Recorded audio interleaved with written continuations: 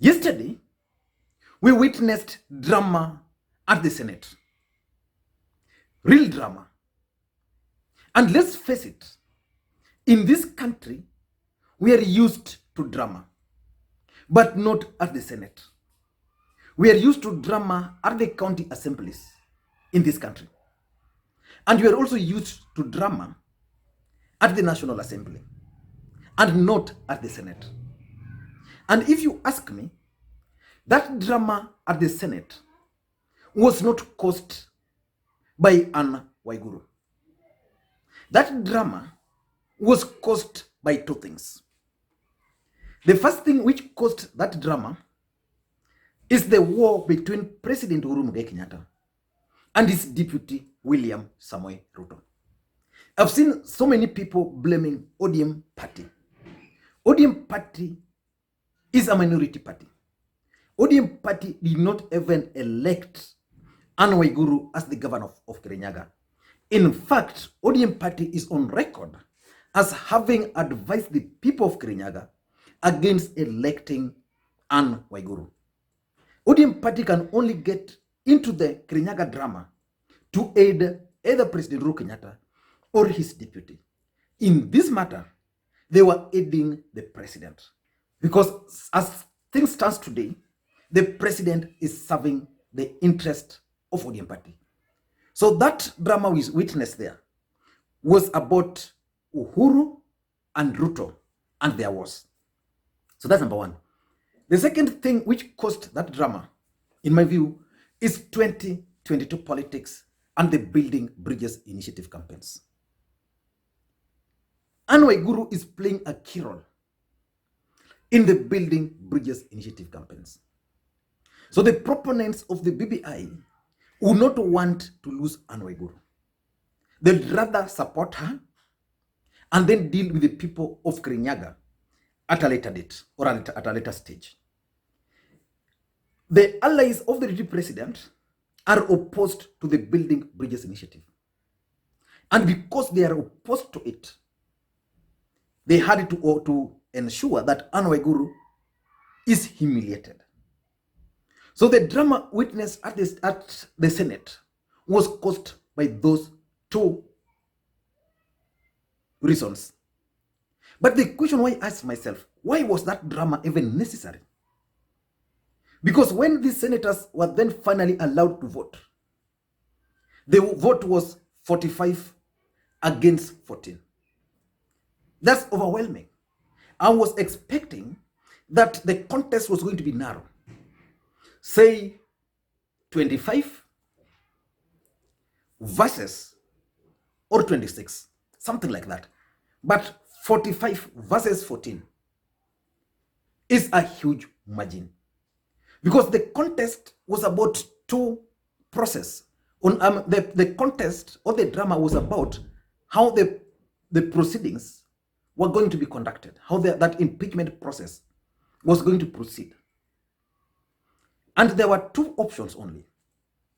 Either plenary of the whole house or the select committee. So the senators were going to decide whether the vote was going to be through a select committee, whether they were going to vote for a select committee. So in the select committee, 11 members were going to be appointed. And these members were going to scrutinize the evidence, call witnesses, and then if they find merit on the impeachment, then they take it to the Senate and it's done. And if they don't find anything, then that's the end of the story. The report will not even find its way to the floor of the House. Then the other one was the plenary of the whole House. And this is what Team Tangatanga wanted. So when they wanted this plenary of the whole House, personally, I thought maybe they had the numbers. But when this thing was put to vote, that was not the case. And I understand why they were opposed to this. At the plenary, it means all senators were going to be given a chance to speak. Probably people like Kipchumba Murkomen were going to have a chance to interrogate Anne Waiguru. People like Cherergai, all Tongatanga guys were going to get a chance to even cause more drama. But I don't understand why even the allies, people who are supporting Anne Waiguru, were not comfortable with the plenary. Because even that plenary, people are still going to vote. And because from 45 to 14, it means they had the numbers. But why was that drama really necessary? In my view, it wasn't very necessary. If the allies of the DP knew they didn't have the numbers, they should not have subjected the country to such kind of drama.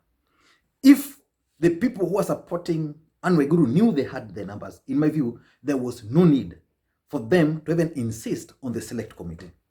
But I've listened to the presentations by both sides. Both of them make sense. But on this matter of Anne Waiguru, the people of Kirinyaga are their own enemies. There is nothing they are going to do. Anne Waiguru is going to stay based on that vote, which was cast yesterday at the Senate. Based on their own vote, Anne Waiguru is going to serve them until 2022. So I would advise them just to take their cool. Let us look at the committee, because I want us to look at the intrigues, what really transpired. Why was there that change? Because initially Raila Odinga had decided not to involve himself in this matter. And also there was no clear instructions from the president initially. But before we get into that, let us look at the committee. Why I'm saying it's a done deal, and on this I agree with Kipchumba Murkomen. It's done deal. This committee, the select committee, that will hear impeachment motion against Anne Waiguru, there are 11 members. Out of these 11 members, and this is why I'm saying ODM should not be blamed. Out of these 11 members, only 4 are ODM members. Let us look at those who have been appointed. Number 1 is Cleophas Malala, who has been elected the chairman. Cleophas Malala is the Kakamega senator, ANC. So the idea behind electing Senator Malala on an ANC ticket, in my view, if you ask me, is to shield ODM from the blame. So you won't say that ODM chaired that committee. Of course, Cleophas Malala ni mtu wa baba, but is still ANC member. So it's number 1 there. Number 2 is Abdushiro Halake, KANU elected vice chair.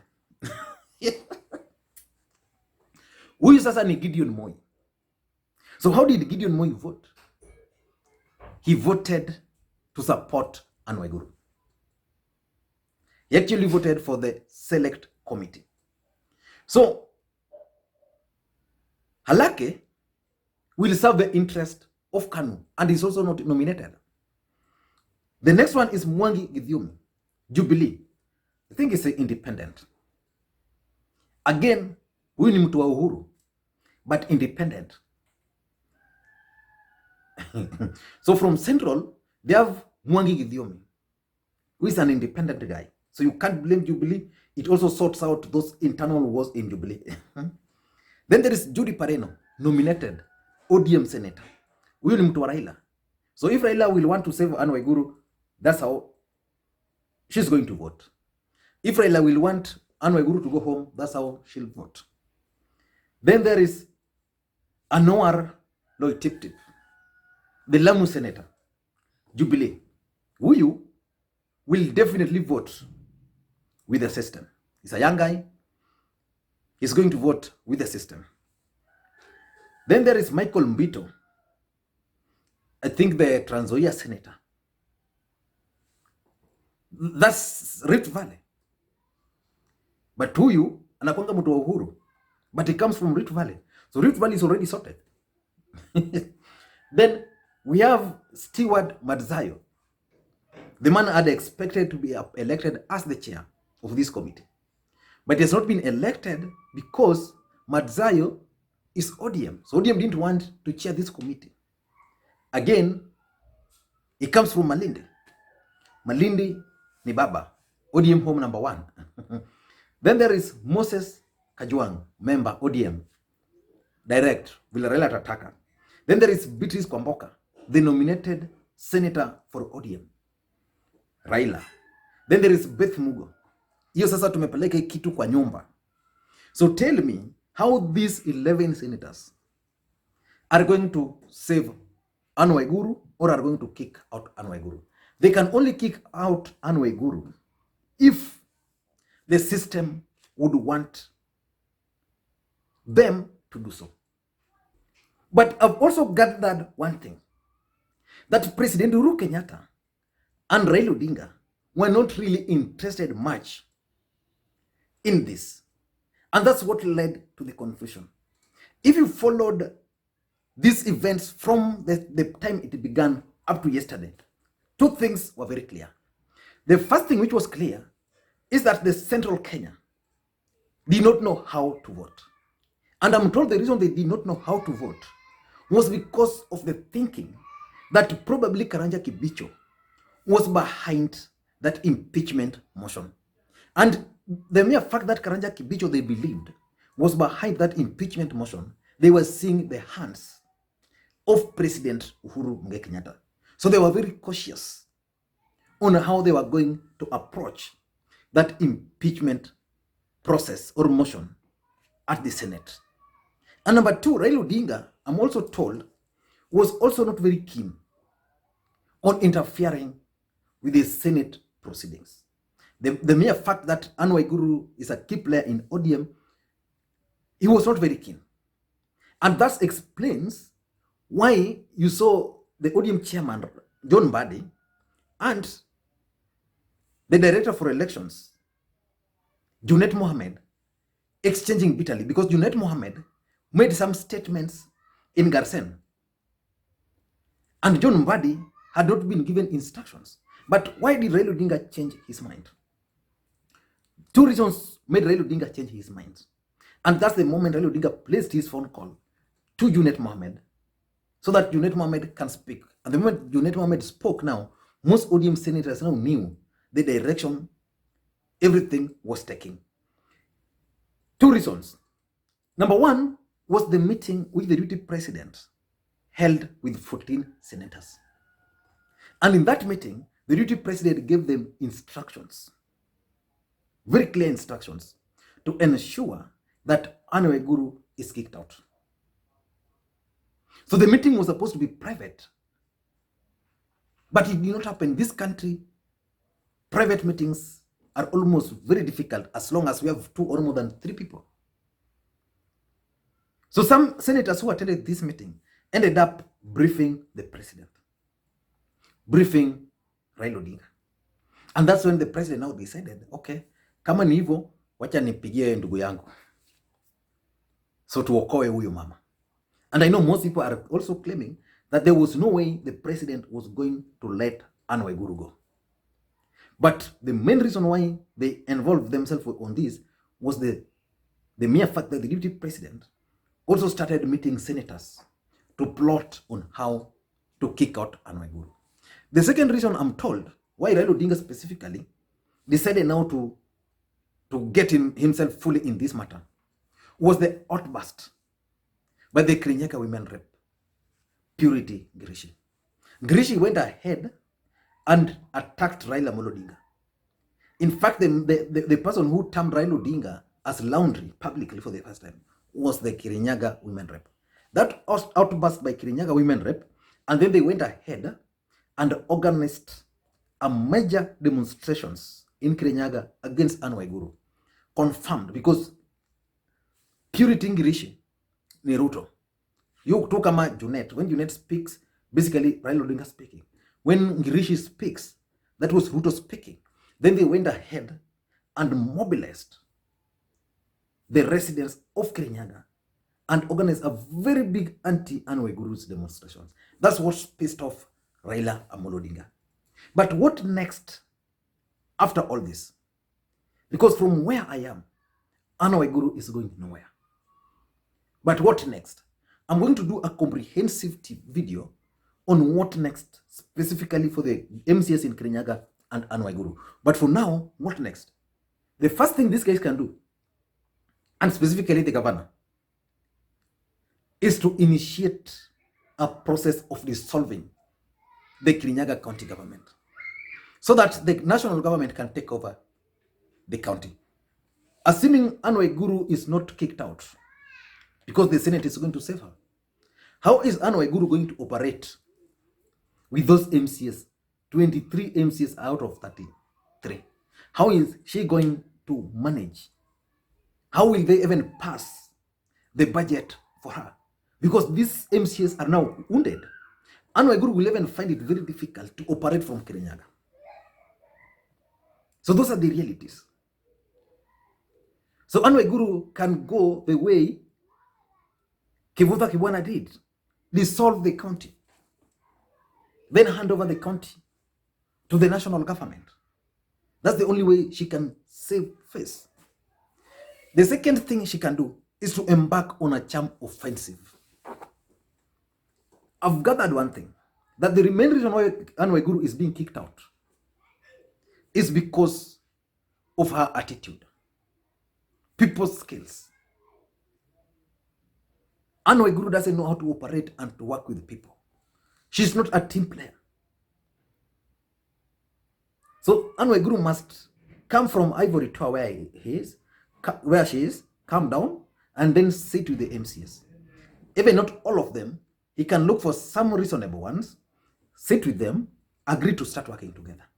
Because there's no permanent enemy in politics. Politics is about interest. I looked at the reasons these senators, these MCs were giving for impeaching Anne Waiguru. So 94 million Kenya shillings tender deals. What's that to Anne Waiguru? In fact, let me just check. I think I have that. Yes, I have it. They are saying there's 92 million tender that could sink Anne Waiguru. What is 92 million? Anne Waiguru was involved in NOIS, 2 billion. 2 billion, over 2 billion. You're talking of 92 million. This one can't send Anne Waiguru home. So basically, it's simple. The MCS had interest in some of these tenders. And if not some of these tenders, there's a way the governor has refused to allocate them some money. I know most of the time it's normally about the World Development Fund. So they are saying there was 19 million, which was for the upgrading of Kagumo market. 19 million. How can 19 million send Anne Waiguru home? She can actually be surcharged and she can pay this. And of course, in this one, they're not even saying the markets were not done. They're saying the tendering process. Then there is the 14 million for procurement of the top of the range Land Cruiser Prado. Viet goes for how much?